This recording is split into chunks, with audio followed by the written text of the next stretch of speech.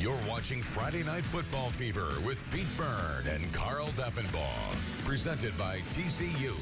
The hits start now. Good evening and welcome to Friday Night Football Fever here on WSBT-22. Carl and Pete, we got lots to get to tonight. Playoff atmosphere. That's for sure. And some teams that are making some history for their respective programs we'll get to tonight as they continue deeper and deeper in the playoffs. Yeah, it's going to be a lot of fun. But we start tonight with the sectional championship in Class 6A because there are fewer teams, and so everything kind of moved up a week. And Penn had to take the long drive out to Chesterton, but boy, when they got off the bus, they were ready. They outscored them by 21 points in the first quarter, up 21-7 here in the second. And adding to it as Byrne dumps the screen pass to Rashid Fahim. And there he goes, 40 yards to the end zone. Penn up 28-7. Byrne, the quarterback, just getting started. We saw the short pass. Now how about the deep ball? Looking downfield, and he's got Bryce Vorty. Vorty's got room to run, and watch as he gets a huge block from John Olson on the way in. Boom! Ouch. Another touchdown.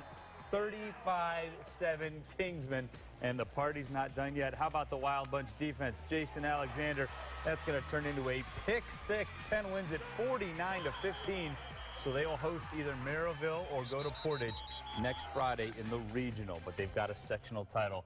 One of many, many to line that hallway with. It's Add him to the list. Big trophy case. All right, now in Class 5A, South Bend Adams seems to be peaking at the right time. That's for sure. Craig Redmond's bunch, 5 straight wins, including their sectional opener last week, a big win over Memorial. Quarterback Andrew Burgess giving his team a pep talk tonight, and it would pay off. First half, Burgess rolling out, connecting with Brandon Wadley, takes it in for a touchdown.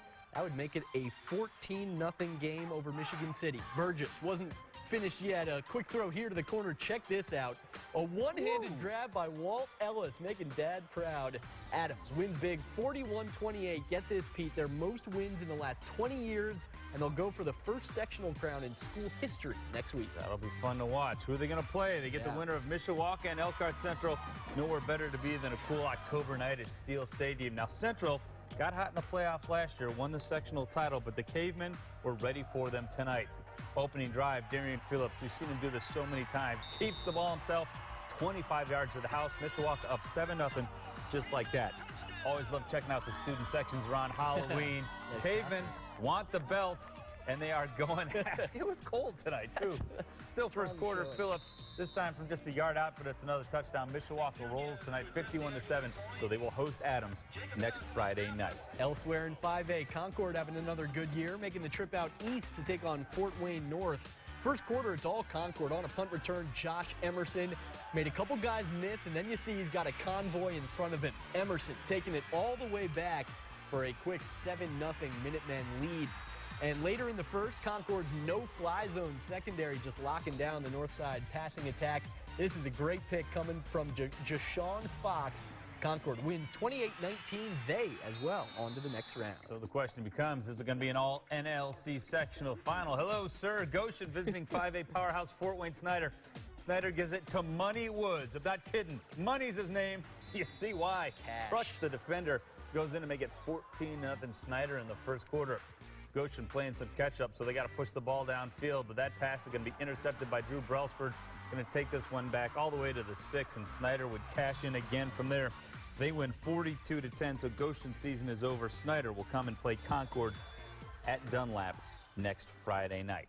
That takes care of 5A. Now we turn our attention to Class 4A in South Bend, Washington. What a phenomenal season, the NIC South co-champions this year. That's for sure, but their reward, Andrean, who of course played for the state title in 3A last year, moved up a class, and they already knocked out the team that Washington shared that title with, New Prairie.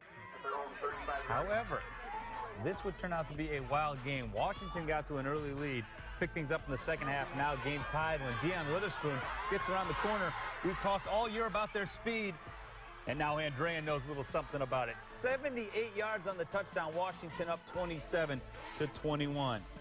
Later, fourth quarter now. Tyler White, our student athlete of the week 2 weeks ago. He's got Witherspoon again. 29-yard touchdown. They go for 2 and get it. So they're up 14, 35-21. But late in the game, Andrean has rallied down by 7.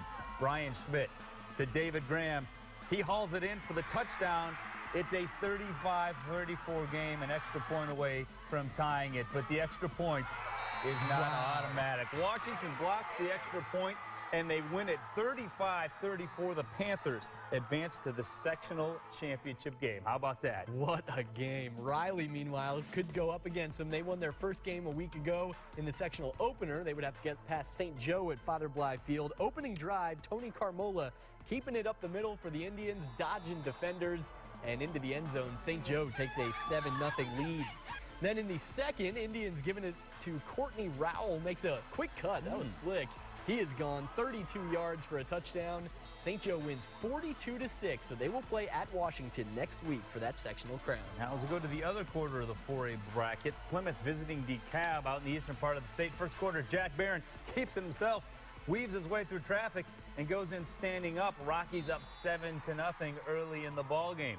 You thought that was nice? You haven't seen his best run of the game yet. Later in the quarter, 14-0, when Byrne changes directions, and this time, after the little Heisman, he's going 60 yards for another touchdown. Plymouth rolls 56-14. They are moving on, and next Friday night, they will face Northwood, an all-NLC sectional title matchup. Northwood beat Northridge tonight 43-21.